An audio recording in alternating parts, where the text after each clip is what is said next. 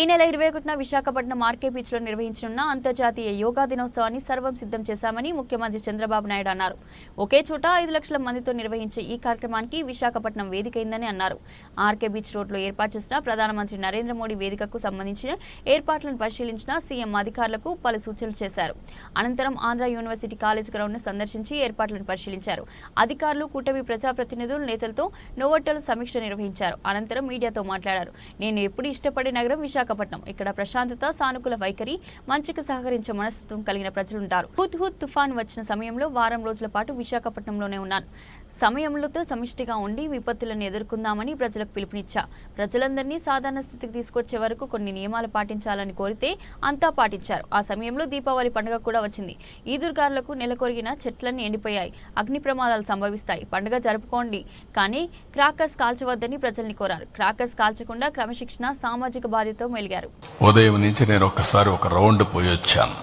ఎక్కడెక్కడ చేస్తామని చూసాం. ఎందుకంటే ఇది ఏదో వర్షం పడింది ఇన్వెటబుల్ ని కాకుండా అందుకే అన్ని ప్రికాషన్స్ తీసుకున్నాం. స్కీమ్ ఏ 3 లక్షల మందికి 3 లక్షల ప్లస్ ఎంతమంది వచ్చినా అంతమందికి మొత్తం, అంటే ఇవన్నీ కూడా ఇయర్ మార్క్డ్. ఈ 1 month లో ప్రాక్టీస్ చేసిన వాళ్ళు, లేకుంటే కొన్ని రోజులు ప్రాక్టీస్ చేసిన వాళ్ళు రేపు ఈ ఈవెంట్ లో భాగస్వాములు అవుతున్నారు. ఒక దగ్గర 34 బ్యారికేడ్స్ తయారు చేశారు. క్లియర్ కట్ గా మ్యాపింగ్ తయారు చేశారు. ఒక్కొక్క బ్యారికేడ్ లో 1000 మంది ఉంటారు. దానికి కావలసినటువంటి మనుషులు కూడా పెట్టాం.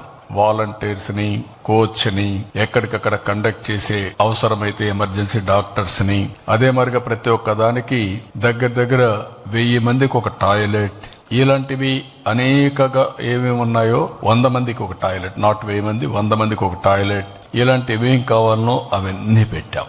అవన్నీ పెట్టి మొత్తం ఎవరెవరు వస్తారో ముందుగానే వాళ్ళలా బాగా చేశారు. అప్పుడు గిన్నెస్ రికార్డ్ చేయలేకపోయాం. వాళ్ళు కూడా వస్తున్నారు. ఆంధ్ర యూనివర్సిటీ క్యాంపస్ లో పెట్టాం. స్కీమ్ బి, ఒకవేళ అనివార్య పరిస్థితులు వస్తే ఇక్కడి నుంచి వెన్యూ అక్కడికి మారుతుంది. దానికి కూడా పక్కాగా పగడ్బందీగా